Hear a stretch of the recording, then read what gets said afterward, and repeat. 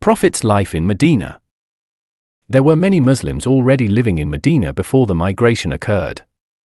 During the Prophet's arrival to the city, the Muslims who lived there were very joyful.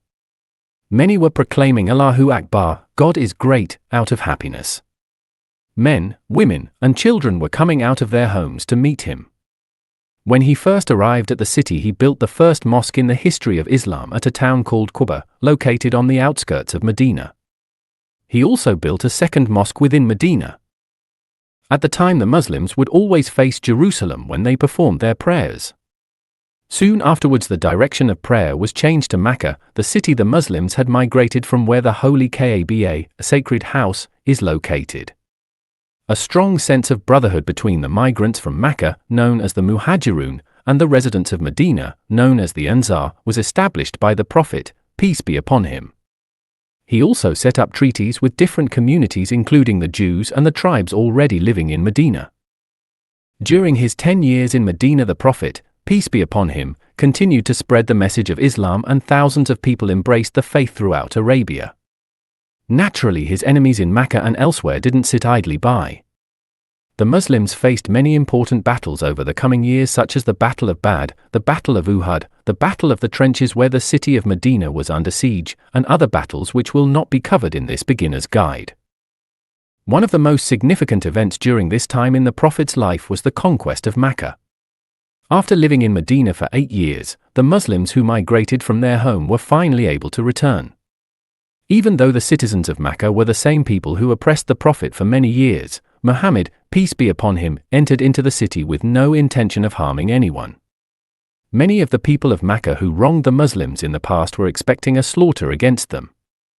It was only natural for the oppressed to exact revenge against the oppressor. But Muhammad, peace be upon him, was a human being with the best character. When he entered into the city, he made his way to the Kaaba to remove all of the idols which represented their false gods. Upon doing so, he addressed the residents of Mecca and said, "O Quraysh, what do you think that I am about to do with you?" They replied, "All good, i.e. kindness and pity. You are a noble brother and the son of a noble brother." Then the Prophet, peace be upon him, forgave them all, saying, "I say to you as Joseph, said to his brothers, no blame will there be upon you today. Go, you are the free ones." With Mecca under control, Islam was able to grow even more until most of Arabia had accepted the faith. This good news also meant that it was time for the Prophet, peace be upon him, to perform a deed he was not able to do before, perform the pilgrimage, Hajj. Farewell pilgrimage and the final sermon. The Prophet, peace be upon him, performed Hajj in the 10th year after Hijrah, migration to Medina, and called the people to perform Hajj with him as well. At the end of the pilgrimage, he gathered the attention of the people on the plains of Arafah, an area of land located east of Mecca. He used this opportunity to deliver his final sermon to the people. "O people, lend me an attentive ear, for I know not whether after this year I shall ever be amongst you again. Therefore listen to what I am saying to you very carefully, and take these words to those who could not be present here today. O people, just as you regard this month, this day, this city as sacred, so regard the life and property of every Muslim as a sacred trust. Return the goods entrusted to you to their rightful owners.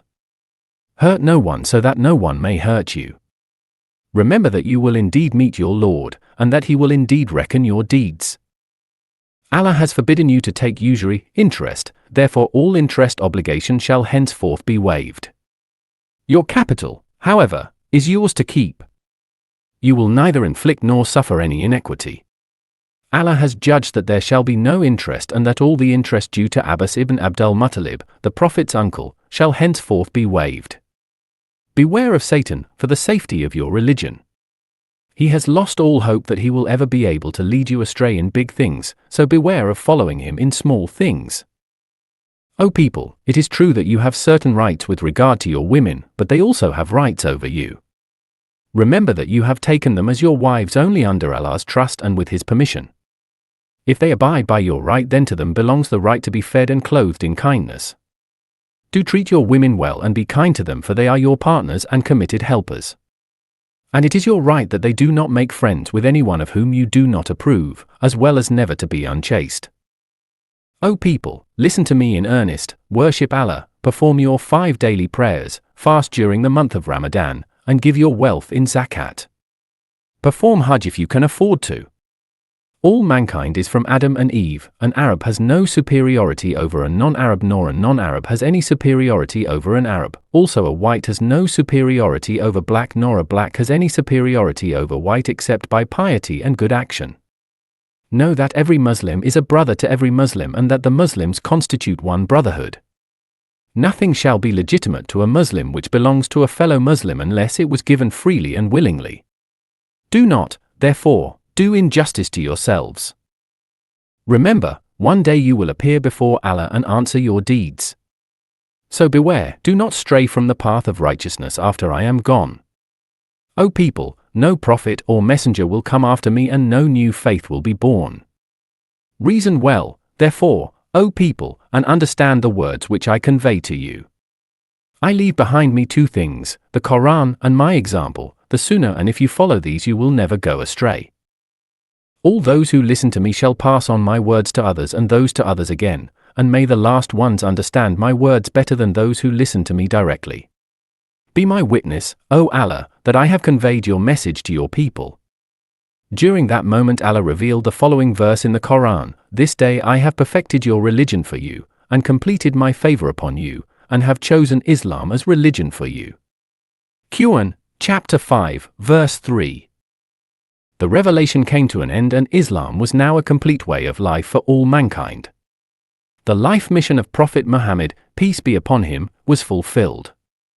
He passed away at the age of 63 in the 11th year of the Islamic calendar. His companions and future generations of Muslims continued to spread the religion to the 4 corners of the globe. It is because of the Prophet's legacy and the dedication of previous generations of Muslims that Islam is still preserved and practiced today.